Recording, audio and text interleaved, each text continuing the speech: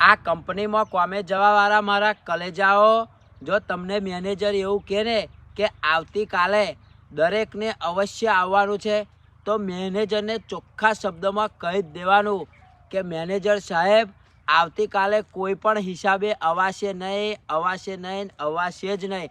જેમ કે અમારા આડોશ પાડોશમાં આવડે બહુ જ લગ્ન છે ને, એટલે અમારે જમવા જવાનું હોય અને ચોલ્લો કરવાનો હોય, એટલે અમે હવે 2 દાડા આવવાના નથી. એ તમારી કંપનીનું કામ પડી રહેવું હોય ને તો પડી રહે, પણ અમારા સતીશભાઈની ડીજેમાં ટીમલી વાગે ને કે લાલ ડ્રેસમાં તો બહુ મસ્ત લાગે છે, એના ઉપર અમે ટીમલી કરવાના ને કરવાના. અને એમની બીજી ટીમલી માફિયા બેન્ડ જો વાગે ને એમાં તો અમારે જોરદાર ડાન્સ કરવાનો છે.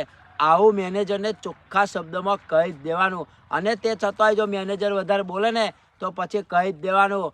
આ વાત અમારા સતીશભાઈને કહીશું ને તો રીલ બનાવી દેશે. શું કેવું તમારે? મોકલી દો. જય માતાજી.